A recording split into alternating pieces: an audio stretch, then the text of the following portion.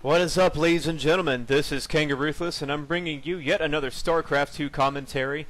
This looks like it's... Oh, no Zergs in sight. What is this? Well, it's actually sent a Terran versus Protoss. And let me go ahead and introduce the players. The first player spawning in the 12 o'clock location will be Harbinger as the blue Terran. And across the channel over here will be Harbinger's opponent, Animus, as the red Protoss.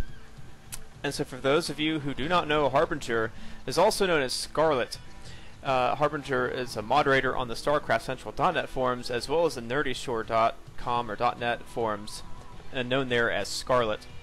But anyways, looks like we have a Terran versus Protoss. I don't get to cast very many of these or get to watch many of these replays, except for what I see from you know, the GSL or the MLGs or any of those major tournaments. And honestly, my knowledge of the matchup isn't great because I don't play Terran or Protoss. I play Zerg. I do play random on the European ladder, on the European servers, so I have a gold level knowledge, I guess, of how TVP works or PVT works.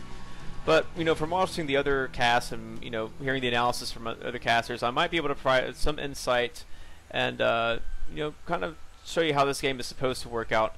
Harbinger is going to go ahead and throw down a scout after making that supply depot. This is a pretty normal scouting time, and Animus is throwing down the first gateway, so not much really going on here. Okay, looks like we do have a 2-gate. Animus really needs to scout with one of these probes if Animus goes for a 2-gate, because it's 2-gate only works in an aggressive manner. Otherwise you should make one gateway and then a cybernetics core, and your gas goes somewhere in there. I think it's like gateway on 13 and a gas on 14. No, it's gateway on 12. And then a gas on 13 or 14, and then a cybernetics core on 16 or 17. That's my understanding of how this works. But no probes going out to scout, and Harbinger will see that they have spawned close air positions. Now what this means in any matchup, doesn't matter if it's Terran, Protoss, or Zerg, if you spawn close air positions, you should expect airplay from the other player. You should at least, yes, you should suspect it might happen.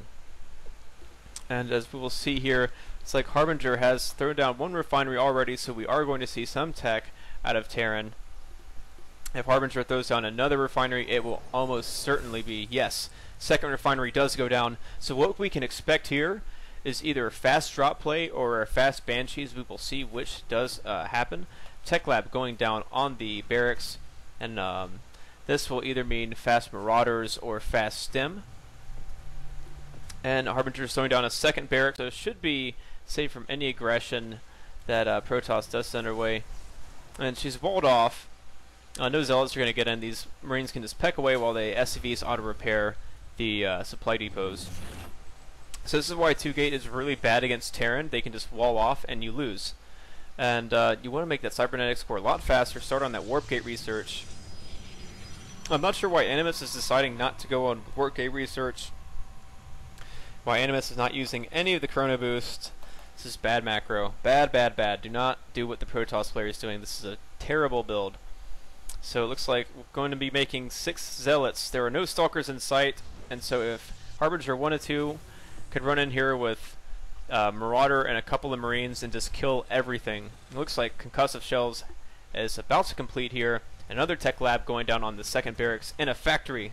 So a little bit late of a starport. For starport play, unless Harbinger decides to go tanks, but since it's close air positions, you pretty much got to expect that there are going to be either drops or Banshees. But I mean, 2 refineries, that is screaming Banshees so much. This probe can't scout in this location. It's first off because it's a really late probe scout, and second off because Terran walled off already and has Marines and Marauders up here to ward away this probe, which will go down because Marauders are OP.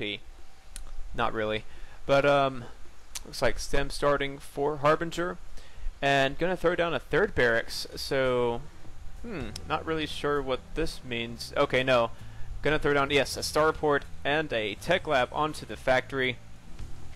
So yes, this means it's going to be Banshees, and so we're gonna look here at Animus's base, just making Stalkers now, and making a Stargate. Okay, but even if you go for a fast Stargate, against in any matchup, you need to start that warp gate research. At least start it. You don't have to spend chrono boost on it, although this guy could definitely afford to spend chrono boost on it.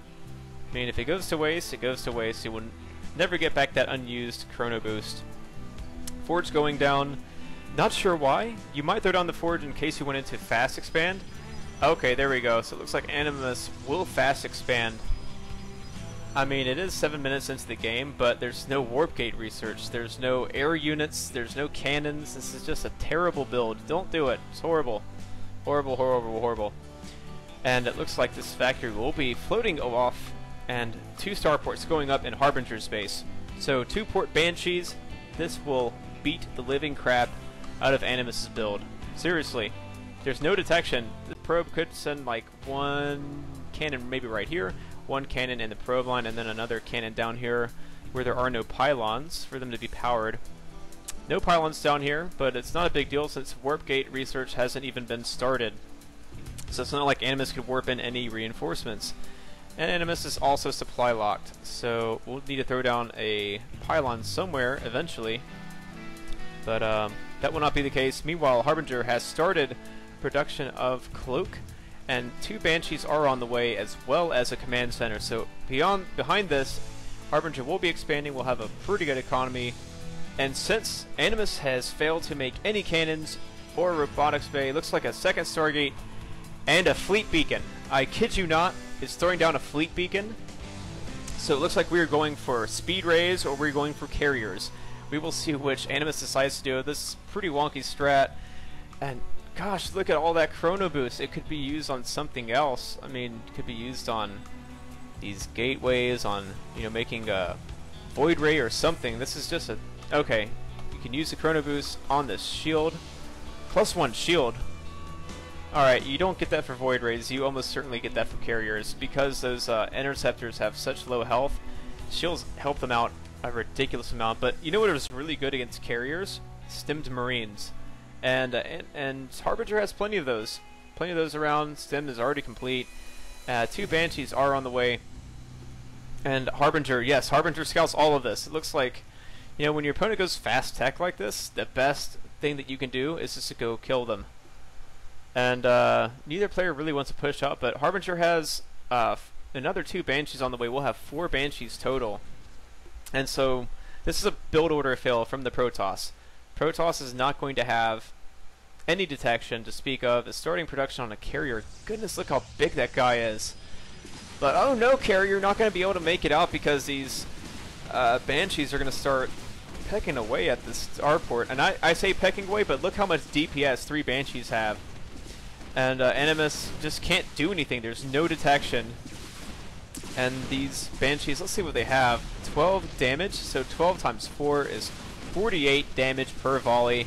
That is insane DPS. And if you try to throw down cannons once the Terran has like 4 Banshees, it's not going to do squat. So Harbinger is going to start, looks like Harbinger is going to start going for one of the Stalkers, and will now start to focus fire the cannons. And look how much DPS it has. Cannons don't even get to go up.